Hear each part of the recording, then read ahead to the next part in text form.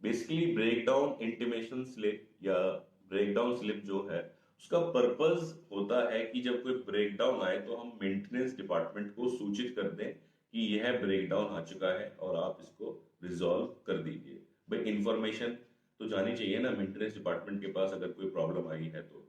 Suppose आपका department ही या का फैक्ट्री का एरिया ही बहुत कम है, तो यहाँ पे प्रोडक्शन वाला बैठा है या मेंटेनेंस वाला बैठा है, तो फिर तो बहुत आसान है कि इंफॉर्मेशन फ्लो हो गया। लेकिन जनरली क्या है कि फैक्ट्रीज में एरियाज बटे होते हैं कि मेंटेनेंस वाला बैठा है 500 मीटर दूर, प्रोडक्शन वाला इधर बैठा है, मशीनें इधर लगी हैं, तो उसको इंटीमेशन कैसे जाएगा, उसको पता कैसे चलेगा कि भाई मशीन में कोई प्रॉब्लम आ गई। तभी तो वो रिजॉल्व कर पाएगा ना जब उसके पास इंफॉर्मेशन होगी। तो इसके लिए क्या होता है, ब्रेक डाउन इंटीमेशन स्लिप या ब्रेक डाउन स्लिप बनाई जाती है, जिसको प्रोडक्शन वाला या ऑपरेटर फिल करके मेंटेनेंस वाले को देता है कि भाई ये प्रॉब्लम आ गई, आप इसको रिजॉल्व कर दो। कुछ कंपनियों में ये ऑटोमेटेड भी होता है कि आपने मोबाइल से भर दिया या सॉफ्टवेयर से भर दिया और जो मेंटेनेंस वाला है उसके पास मैसेज चला गया या मेल चली गई कि ये वाली जो मशीन है वो मेरी ब्रेकडाउन में आ गई। तो हम दोनों में से कोई भी सिस्टम फॉलो कर सकते हैं। देखना हमें यह है कि हमारा कंपनी का बजट क्या है और हमें क्या अलाउ करता है। अब ब्रेकडाउन जो स्लिप है या इंटीमेशन स्लिप है उसके अंदर मेन मेन चीजें क्या होती हैं।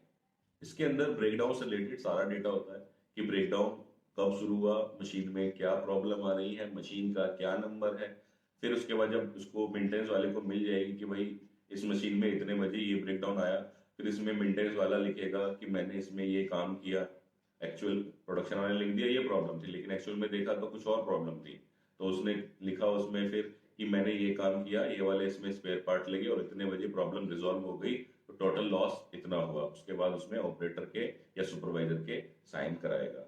तो ये सारी डिटेल्स होती है ब्रेकडाउन इंटीमेशन स्लिप या ब्रेकडाउन इश्यू स्लिप के अंदर। अब देख लेते हैं इसका फॉर्मेट। ब्रेकडाउन इंटीमेशन स्लिप का फॉर्मेट आपके स्क्रीन के ऊपर खुल चुका है, आपको दिख रहा होगा कि ब्रेकडाउन का जो फॉर्मेट है वो कैसा होता है। सेम इसमें कि सबसे ऊपर हमने क्या किया, कंपनी का नाम डाला, डॉक्यूमेंट का नाम डाला, और यहाँ हम कॉर्नर में भी डॉक्यूमेंट का नंबर डाल सकते हैं और नीचे भी डाल सकते हैं। जैसे मैंने यहाँ नीचे डाला हुआ है कि फॉर्मेट नंबर AYT/MNT/F02। AYT हो गया कंपनी का नाम, MNT हो गया डिपार्टमेंट, F हो गया फॉर्मेट, इश्यू डेट हो गई 1/4/2022 से हमने ये लागू किया। इसमें कोई अभी तक रिवीजन नहीं आई है तो इसलिए इसमें हमने अभी रिवीजन डेट भी नहीं डाली। अब इसमें क्या क्या डिटेल्स हैं और इसको कैसे भरना है वो देख लेते हैं। सबसे ऊपर हो गया डिपार्टमेंट की, किस डिपार्टमेंट में प्रॉब्लम आई, कि ये CNC डिपार्टमेंट में आई, VMC में आई, मशीन शॉप में आई, टूल रूम में आई।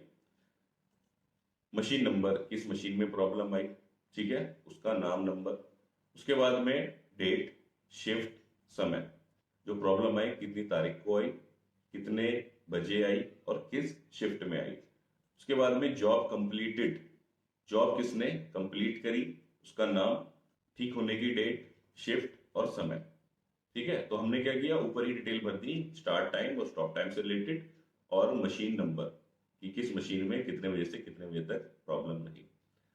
ये दो पोर्शंस में भरा जाएगा कि ये जो इतना वाला जो हिस्सा है ये प्रोडक्शन वाला भर के देगा कि ये इतने इतने बजे इस मशीन में ये प्रॉब्लम आई, और ये जॉब कंप्लीटेड, ठीक होना, शिफ्ट और टाइम ये भरेगा मेंटेनेंस वाला जब उसको ठीक कर देगा। इसके बाद आ गया डिस्क्रिप्शन ऑफ कंप्लेंट, ये जो प्रॉब्लम है उसमें क्या समस्या आ रही है, कि ये जो मशीन है उसमें क्या समस्या आ रही है। तो आप यहाँ पूरा लिखोगे कि मशीन से कूलेंट बह रहा है, ठीक है। अब आपने समस्या लिख दी, अब वो किस कारण से है वो डॉक्टर का काम है। डॉक्टर कौन है, मेंटेनेंस डिपार्टमेंट। फिर इसमें मेंटेनेंस डिपार्टमेंट लिखेगा कि क्या स्पेयर कंज्यूम हुए, उसने क्या काम किया, ठीक है, और प्रॉब्लम को रिजॉल्व कर देगा। इसके बाद में आएगा रिमार्क्स बाय कंप्लेनर। कंप्लेनर मतलब शिकायतकर्ता ने जब उसको मिली रिपोर्ट वापस से, वो लिखेगा कि हाँ मेरी मशीन एकदम ठीक हो गई है, क्योंकि वही एंड यूजर है। ऐसा नहीं कि मेंटेनेंस ने लिख दिया कि भैया ठीक हो गई तो ठीक हो गई।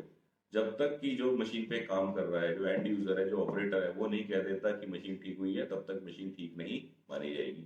उसके बाद में यहाँ पर मेंटेनेंस डिपार्टमेंट के साइन होंगे और कंप्लेनर के साइन होंगे। जिसने कंप्लेंट करी है वो यहाँ पे साइन करेगा जी यस रिसीव्ड, ओके, कि ये प्रॉब्लम रिजॉल्व हो गई।